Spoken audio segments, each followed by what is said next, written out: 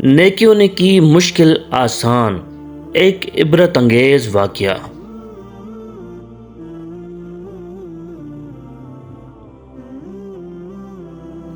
حضرت سعد بن عبداللہ بن عمر رضی اللہ تعالیٰ عنہ نے فرمایا، پہلی امتوں میں سے کسی امت کے 3 افراد سیر کو نکلے۔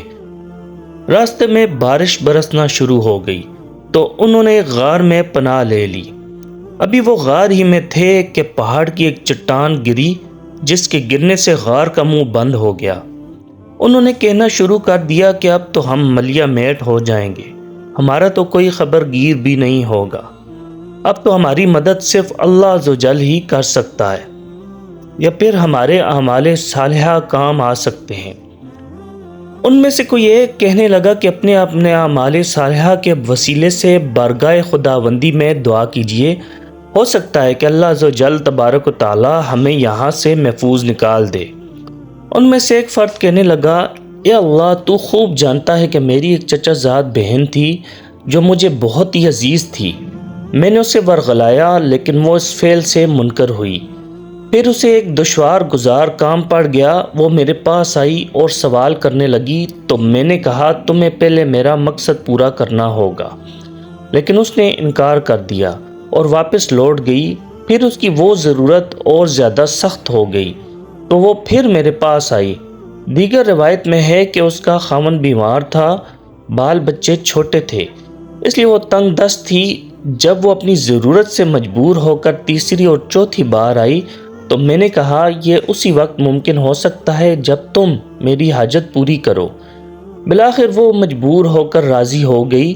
جب میں اپنی حاجت پوری کرنے کے لیے تیار ہوا تو اس نے کانپنا شروع کر دیا اور کہا، یہ کام تیرے لائق جائز نہیں تھا اور نہ ہی تیرے لائق تھا۔ یہ سن کر میں نے اپنے چہرہ پھیر لیا اور اسے چھوڑ دیا، اس کی حاجت پوری کر دی، بلکہ حاجت سے کچھ زیادہ ہی دے دیا۔ الہی، تو خوب واقف ہے کہ میں نے ایسا صرف تیری رضا جوئی کے لیے کیا تھا۔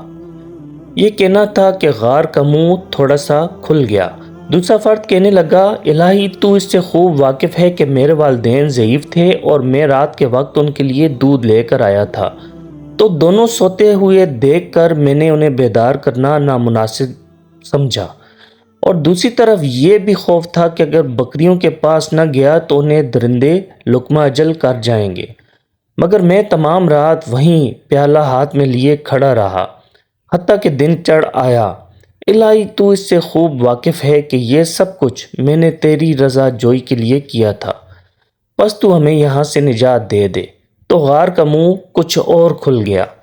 تیسرا فرد کہنے لگا، تو اس سے خوب واقف ہے کہ میں نے کچھ مزدوروں کو کام پر لگایا اور ایک مزدور کی مزدوری 2 مد پر مقرر کی۔ جب وہ کام کر چکے تو میں نے ان کی مزدوری دے دی، مگر ایک مزدور کہنے لگا کہ دوسروں کے مقابلے میں میرا کام بہتر تھا، اس لیے مجھے زیادہ مزدوری ملنی چاہیے۔ میں نے ایسا کرنے سے انکار کیا تو اس نے غصے کا اظہار کیا۔ دوسری روایت میں ہے کہ ایک آدمی دوپہر کے وقت کام پر آ کر لگا ہے جبکہ ہم صبح سے کام کر رہے ہیں، تو پھر اسے کیوں کر اجرت برابر دی جا رہی ہے؟ میں نے اس سے کہا، میں نے تمہاری اجرت میں تو ذرا برابر بھی کمی نہیں کی۔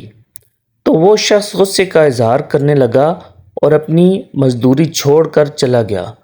تو اس کے غلے کے وہ 2 مد میں نے کاشت کیے جن سے وافر مقدار میں آمدنی ہوئی۔ اس فصل کو فروخت کر کے میں نے گائے، بکریاں، اونٹ اور دیگر سامان خریدا۔ پھر جب اسے ضرورت پڑی تو وہ اپنی مزدوری لینے کے لیے آیا تو میں نے وہ سب کچھ اس کو دے دیا۔ الہی، یہ سب کچھ میں نے تیری رضا جوئی کے لیے کیا تھا، لہٰذا تو اس چٹان کو ہٹا دے۔ تو چٹان ہٹ گئی اور وہ تینوں باہر محفوظ نکل آئے۔